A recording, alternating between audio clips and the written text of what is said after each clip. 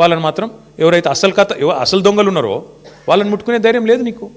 ఇవన్నీ ప్రజలు చూస్తలేరు అనుకుంటున్నావా? నేను ఒకటే అంటా ఉన్నా, నువ్వు ఏమన్నా చేసుకో రేవంత్ రెడ్డి, ఒకటి మాత్రం పక్కా, నిన్ను మాత్రం వదిలిపెట్టం. ఇవాళ నేను అధికారులకు కూడా చెప్తా ఉన్నా, ఈ ఫోన్ ట్యాపింగ్లు వీటి మీద జరుగుతున్న ధారావాహికంగా జరుగుతున్న డ్రామాలు, ఇందులో భాగస్వాములు అయితే అధికారులకు కూడా నేను చెప్తా ఉన్నా, ప్రతిరోజు ఒక్కరిదే ఉండదు. ఇంకో 2-2.5 ఏళ్లలో మళ్ళీ మా ప్రభుత్వం తప్పకుండా వస్తుంది. మీకు తెలుసు, అది ప్రజల మూడు మీకు తెలుసు. మొన్న గ్రామ పంచాయతీ ఎన్నికలు చూసినారు, మీకు తెలుసు. ఇవాళ ఎన్నికలు పెడితే రాష్ట్రంలో ఏం ఫలితం వస్తుందో కూడా అధికారులకు తెలుసు. నేను వారికి చెప్తా ఉన్నా, మేమెన్నడూ గత 10 ఏళ్లలో ఇట్లా అధికారాన్ని దుర్వినియోగం చేయలేదు, ఎక్కడా చేయలేదు. ముఖ్యంగా పోలీస్ వ్యవస్థను ఇంత అడ్డంగా దుర్వినియోగం చేసి ఏదైతే ఇవాళ నాటకాలు ఆడుతున్నారో వాళ్ళందరికీ నేను ఒకటే చెప్తా ఉన్నా, మీరు బలవుతారు, మధ్యలో మీరు బలవుతారు. రేవంత్ రెడ్డి రాజకీయ క్రీడలో మీరు బలవుతారు. మొన్నెట్లయితే కాంగ్రెస్ పార్టీ అంతర్గత కుమ్ములాటల్లో ఆధిపత్య పోరులో జర్నలిస్టులు బలైనారో, రేపు నేను చెప్తున్నా, మీరు భాగస్వాములు అయితే అధికారులు మీరు బలవుతారు. గుర్తుపెట్టుకోండి. రిటైర్ అయిన వాళ్ళని ఏం చేయలేరు భవిష్యత్తులో బీఆర్ఎస్ వాళ్ళు అనుకుంటురేమో, దానికి కూడా మాకు రేవంత్ రెడ్డి గారే తోజు పెట్టిండు. రిటైర్ అయిన అధికారులను కూడా తీసుకొచ్చి 40 రోజులు జైల్లో పెట్టినాడు. కాబట్టి రిటైర్ అయిపోతాము, తప్పించుకుంటాము అనుకునే వాళ్ళకు కూడా నేను చెప్తా ఉన్నా, ఎవరు ఎక్కడికి పోలేరు. ఇప్పుడు ఎవరెవరైతే రేవంత్ రెడ్డి గారు ఆడిచ్చినట్టు ఆడుతుండ్రో, అక్రమమని తెలిసి కేసులు పెడుతుండ్రో, అక్రమమని తెలిసి అడ్డదారులు దొక్కుతున్నారో, ఇంకెక్కువ మాట్లాడుతున్నారు కొంతమంది. అయితే ఎమర్జెన్సీ అయితే మీరు బయట ఉండురా, లోపల ఉందురు. ఎవరు ఎక్కడుండాలో కాలం నిర్ణయిస్తుంది, ప్రజలు నిర్ణయిస్తారు. ఒళ్ళు దగ్గర పెట్టుకుని ఉంటే మంచిది. ఈ టైప్లో ఆయన ఆడిచ్చినట్టు ఆడితే మాత్రం మీకు కూడా తప్పకుండా భవిష్యత్తులో మరి చట్టపరంగా, న్యాయపరంగా మీకు కూడా ఇబ్బందులు ఉంటాయి. గుర్తుపెట్టుకోవాలని చెప్పి కూడా అధికారులకు చెప్తూ, ఈ డైవర్షన్ డ్రామాలు మేము పట్టించుకోం. హరీష్ రావు గారు బ్రహ్మాండంగా పోతారు. ఆయన ఏమడిగినా సమాధానం చెప్పడానికి ఆయన రెడీగా ఉన్నారు. ఎన్నిసార్లు పిలిచినా పోవడానికి రెడీగా ఉన్నాం. చట్టము, ధర్మము, న్యాయం ఈ దేశంలో ఇంకా బతికుంది. రాజ్యాంగం పట్ల మాకు నమ్మకం ఉంది. మా నాయకుడు కేసీఆర్ నేర్పించిన నీతి మాకు అది. కాబట్టి ఎవ్వరూ భయపడం, మా కార్యకర్తలే భయపడతలేరు, మేమెందుకు భయపడతాం? బరాబర్ కొట్లాడి మళ్ళీ తిరిగి పునీతంగా బయటకు వస్తామని చెప్పి తెలియజేస్తూ, మీరు కూడా ఇవాళ అందరూ మరి ఉదయం నుంచి ఇక్కడ ఉన్నందుకు, మాకు సంఘీభావం చెప్పినందుకు మా జర్నలిస్ట్ సోదరులకు కూడా ధన్యవాదాలు.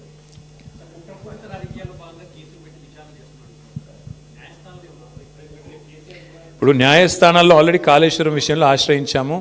కాళేశ్వరంలో ఆల్రెడీ విచారణ జరుగుతోంది. ఫోన్ ట్యాపింగ్లో కూడా already the matter is sub జుడిస్. వాస్తవానికి సుప్రీంకోర్టులో వ్యవహారం నడుస్తూనే ఉంది. ఆల్రెడీ హరీష్ రావు గారికి సుప్రీంకోర్టు కొట్టేసింది, క్లీన్ చిట్ ఇచ్చింది.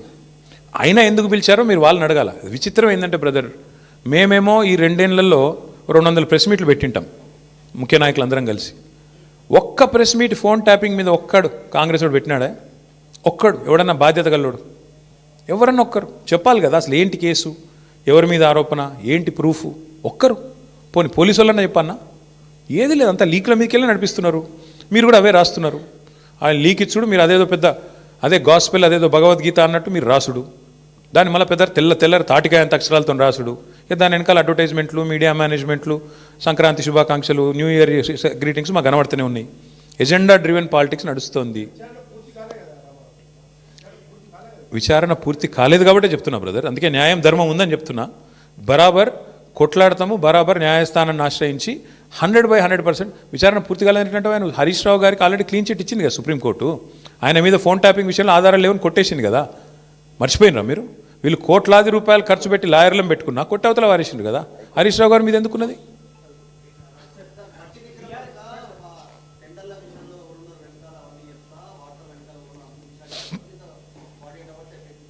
నా పేరు KT Ramarao. Your asking the wrong person. ఏమవుతుంది అన్నది లేదు. దొంగలు కలిసి ఉల్లు పంచుకుంటున్నారు. ఒక ఆయన మిస్టర్ 20%, ఒక ఆయన బ్యాగ్ మ్యాన్. 2 బ్యాగులు పంపిండేమో. ఏముంటుంది అందులో పెద్ద దాచిపెట్టేది ఏముంది? అయినా పెద్ద తెలివని ముచ్చటేముంది? బ్యాగులు పంచుకొని పదవులు కాపాడుకునే బ్యాచ్ అది, దండుపాలెం బ్యాచ్. ఒక ఆయన 20%, ఒక ఆయన 30%. ఏమున్నది? ఈ దేశంలో అందరికీ తెలుసు బ్రదర్, కాంగ్రెస్ అంటేనే స్కామ్ గ్రేస్. వాళ్ళు చేసే దుర్మార్గ పనుల నుంచి, వాళ్ళ కమిషన్లు, వాళ్ళ దందాల నుంచి దృష్టి మరల్చేందుకే ఇక మా మీద వేసే ఈ ఎంక్వైరీలు, కమిషన్, అది కథ.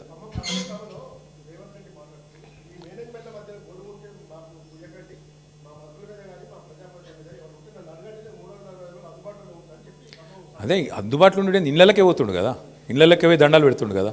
కాలు మొక్కు వస్తుండే కదా, నా మీద మంచిగా రాయండ్రి, నా దొంగతనం బయట పెట్టకుండ్రి, మీకు కూడా కొంత ఇస్తాను. ఏమంటుండో మరి నాకే మెరక, మీరు అడగాలి మీ మేనేజ్మెంట్లో, నాకు తెలియదు. Thank you. దయచేసి నా ప్రార్థన మీ అందరితో కూడా, ప్లీజ్ మా ఫోకస్ అంతా. ఎస్, ఇటువంటి జోకర్ గాలని మస్తు చూసినాం భయ్. ఇగో ఇదివరకు కూడా మస్తు మంది మస్తు మాట్లాడిన, మకల కొట్టింది పుబ్బల పోతుంది అన్నారు, అసలు పార్టీ తుపేలు అన్నారు, ఇదన్నారు అదన్నారు. వాళ్ళందరి పక్కలో బల్లెం బీఆర్ఎస్. ముట్టుకోమని ఎక్కడైనా ఒకటి ముట్టుకొని చూడమని చూద్దాం మేము కూడా. ఎందుకంటే వాళ్ళు మర్చిపోతున్నారు, 10 ఏళ్ళు మేము కూడా అట్లాంటి పాలిటిక్సే చేస్తే కాంగ్రెస్ నామరూపాలు లేకుండా పోయేది.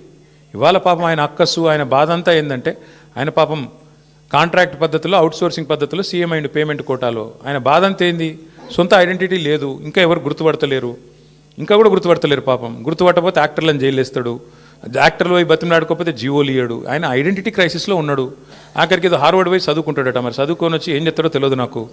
కానీ ఇప్పుడు హార్వర్డ్ పోయి చదువుకున్నాకైనా మరి లాగుల తొండలు, లేకపోతే అదేంది మెడల పేగులు, ఇవన్నీ బంద్ అయితే అని ఆశిస్తున్నాం. గుడ్లు వీకుడు ఇవన్నీ బంద్ అయితే మంచిది. ఆడపోయినాక కూడా మరి ఇప్పుడు ఇంగ్లీష్ వచ్చిన వాళ్ళని తిడతాడు, నాకు ఒకటి తెలియక అడుగుతా. ఇంగ్లీష్ వస్తే ఆయనకి ఏం బాధనో నాకు తెలియదు. కానీ చిన్నపిల్లలు కూడా రేపు అందరు బళ్ళలో, గవర్నమెంట్ బళ్ళలో కూడా మా అక్క నేతృత్వంలో మొత్తం ఇంగ్లీష్ పాఠశాలలు పెట్టినాం.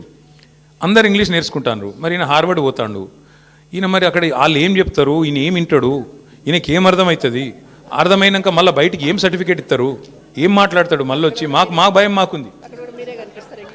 అక్కడ మళ్ళీ ఇంగ్లీష్ అనగానే నన్ను వాళ్ళని తిడతాడేమో, అరే మీరు బాత్రూమ్ కడుక్కుంటూ తిడతాడేమో.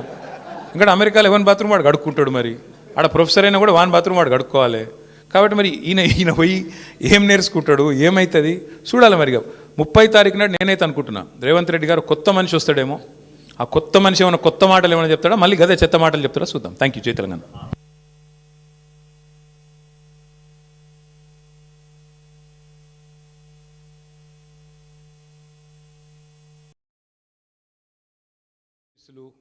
ఈ రాష్ట్రంలో ఉండే సర్వ వ్యవస్థల్ని దుర్వినియోగం చేస్తూ క్షేత్రస్థాయిలో, గ్రామ స్థాయిలో ఉండే కార్యకర్తలు మొదలెడితే రాష్ట్ర స్థాయిలో ఉండే అగ్రశ్రేణి నాయకత్వం దాకా అందరినీ కూడా గత 2 ఏళ్లుగా వేదికలకు రేవంత్ రెడ్డి ప్రభుత్వం, కాంగ్రెస్ ప్రభుత్వం పాల్పడుతున్న విషయం మీ అందరికి కూడా విదితమే.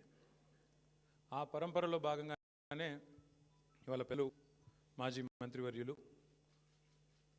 శ్రీ హరీష్ రావు గారిని ఈరోజు ఫోన్ ట్యాపింగ్లో ఏదో విచారణ పేరిట వారు నిన్న రాత్రి అక్కడ సిద్ధిలో ఉంటే అర్జెంటుగా ఆగమేఘాల మీద మీరు పొద్దున్నే రావాలా అని చెప్పి రాత్రి 9 గంటలకు నోటీస్ ఇచ్చి పొద్దున్న 11 గంటలకి హరీష్ రావు గారిని రమ్మని ఆదేశిస్తే, ఈ దేశంలో ఉండే చట్టం, న్యాయ వ్యవస్థ, రాజ్యాంగం వీటి మీద గౌరవం ఉన్న ఒక పౌరుడిగా, ఒక నిబద్ధత కలిగిన నాయకుడిగా రాత్రికి రాత్రి, వాళ్ళ పొద్దున నిజానికి ఆయన కార్యక్రమాలు ఉన్నాయి సిద్దిపేటలో, అవన్నీ రద్దు చేసుకొని ఈరోజు రాత్రికి రాత్రి హుటాహుటిన బయలుదేరి వచ్చి